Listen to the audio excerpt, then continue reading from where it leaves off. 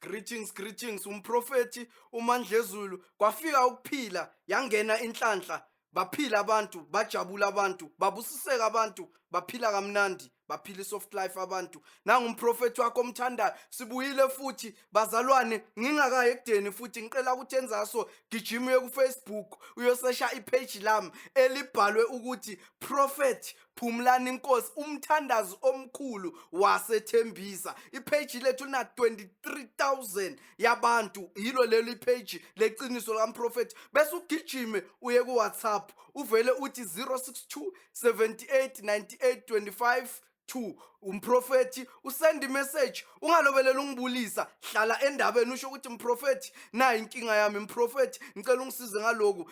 Thingi nikhumbuze futhi nina ensasanda ukusijoina la ehloleni lethu, umprofeti Mandlezulu akuyona inyanga futhi akusona isangoma, kodwa ungumthandazi, ukhulekisa abantu bese lento emngenile iyakhuluma kuye endlebeni isho ukuthi lo muntu lo njengoba ala uze ngenkinga eso, lo muntu lo njengoba ala uzomsiza kaso, lo muntu lo uzela ukuphakamisa ibhizinisi lakhe, lo muntu uyagula, lo muntu umshado wakhe uyabhidlika. Ngiyabekisa nje ngenza ihloko. Okay, khona abantu abaningi sebabuza-ke, mprofeti kanti wenza zonke izinto. Mina ngokwami anginamandla, angikwazi ukwenza zonke izinto, kodwa indoda yamadoda lengenile yiyo enamandla, yiyo ekwazi ukwenza zonke izinto. Ingakho mina ngamandla ami ngithi anginamandla, kodwa ngale ndoda engenile, nokuthi ngithi indoda ukubekisa nje angazi into engaqondakali. Ngicela nenze kaso bantwana basekhaya, vula indlebe, ngifuna ukuvula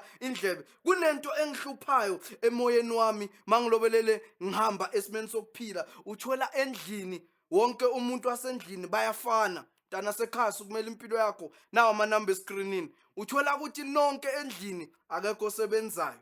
Sometimes endlini nonke anishadi. Sometimes endlini nonke nivelela into eyi-one, uthola ukuthi nabantu abagulayo la endlini bagula ngendlela efanayo. Ake ngibekise, sithi wonke umuntu oshonayo la endlini ubulawa into i-stroke. Wonke umuntu before of ushaya i-stroke. Lezi zinto lezi mntana sekhaya akusizinto ekumele uzibe, izinto ezi-generational. Sukuma manje uthathe la manamba lawa ala escreenini, uthi mprofeti ngikuzwile ukhuluma kumabona kude ukulanda ukuthi endlini mangabe niyonke nivelela into eyi-one kusuke kunenkinga. Mntana sekhaya kusuke kunenkinga. Abantu la ngaphandle abafuna uphumelele. Sometimes thingintshela imfihlo, umuntu wangaphandle akanamandla amakhulu wokukushaya, kodwa umuntu oseduze unamandla. Sukumelani impilo yenu, akusi right, akukho normal, akusinto enhle ukuthi emndenini nihlupheke, akusinto right, akukho normal ukuthi emndenini ningaprogress. Nina nje emndenini wakini akunamuntu ngisho nemoto noyi-one. No. Sukuma mntana sekhaya. Emndenini akunamuntu noyi-one onento enhle. Emndenini akekho even nomuntu onendlu, akekho nemoto, akekho nonesitifiketi, akekho noqedayo matric. Even to reach umatric kuba inkinga mntana sekhaya. Namhlanje ngizele abantu abanjalo, ngithi sukumela impilo yakho, kodwa ungakhathazeki. Omunye mhlamba kanayo lenkinga engiyibalayo, omunye uthi hayi mina mprofeti angishodi nganext, mina just nje nginebhizinisi, ibhizinisi lami kodwa abathengi, ngicela ukuthi ungiphakamisele lona. Sineyinsiza njengoba ngichazile ngaphambili ukuthi mina angikwazi ukwenza konke, kodwa into ekimi mangikuthandazela yiye ekhulumayo ukuthi ngikuphakamise kanjani. Isiphiwo sami lesi esingajwayelekanga, futhi yimi ngiyi-one la eSouth Africa umuntu onalesiphiwo. Sebangeza abanye nje bakopa, kodwa yimi ngiyi-one umuntu othandazela umuntu khulume into isho ukuthi lo muntu lo mele umsize ngale ndlela. Mntana sekhaya kube nemibuzo eminingi.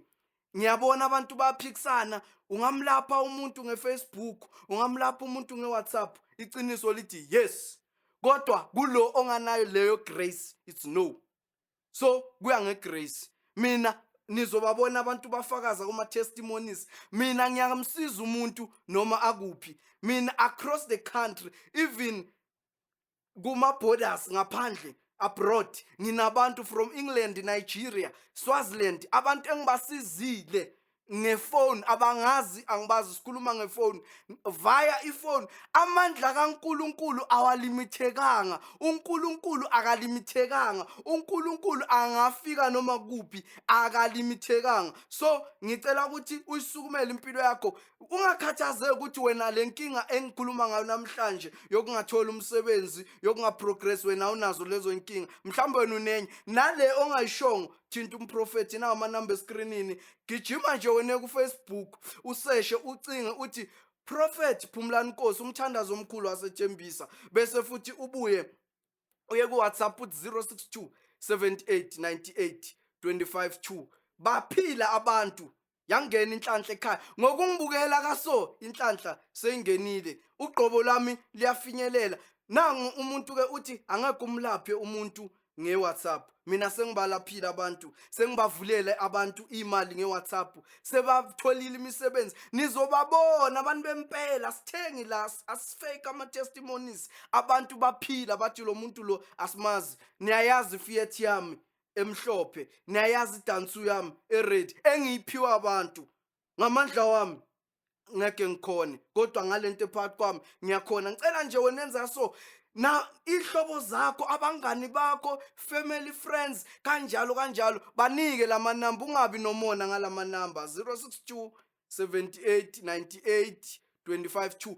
Ungafoni WhatsApp, and if ku-WhatsApp ungathi hi, how are you doing, just hlala endabeni. Futhi ngiyathanda urecord voice note khona ukuthi ngizozwa ukuthi uthini. Bonke abafuna imisebenzi ngicela bangithinte, abafuna imisebenzi. Le episode abantu abafuna ukuphuma enhluphekweni, le episode le yanamhlanje abantu abafuna ukuphuma enhluphekweni, ngithinte umprofeti uzokusiza. Sengihamba ke, senizobona ama-testimony abantu bafakaza. Ngicela ukuthi nenzeni kaso, ma ufuna ukumema umprofeti okanye ufuna umprofeti akuhlolele ngefoni, thatha lamanamba escreenini. Ma ufuna umprofeti eze la uhlala khona, azokusizela la uhlala khona, thatha lamanamba escreenini. Mntana sekhaya akukho normal ukuthi uhlupheke.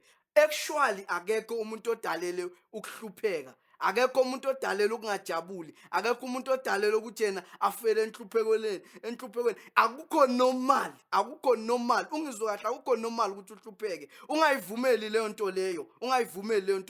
Noma kini kunabantu abangasebenzi, ungayinqampula leyo nto, uqale wena ukusebenza. Kini akunamuntu one-matric, ungayinqampula leyo nto le, qale wena ukuba no-matric. Kini kunabantu abathi bona abanayimoto, ungaqala wena lo ngibukele uzoba nemoto. Wena lo ngibukele uzocala ukuphumelela empilweni yakho. You will be the first millionaire in your family. Ngicela ukuthi yenze kanje, thatha lamanamba mntana sekhaya, thatha lamanamba bese uyaphila. Sengiyavalelisa manje, sesha futhi ku-Facebook Prophet Phumlani Nkosi umthandazo omkhulu wasethembisa, bese uya ku-WhatsApp uyongwhatsappela uvele urecord voice note sizokuthi uthini. Baphila abantu, yangena inhlanhla ekhaya.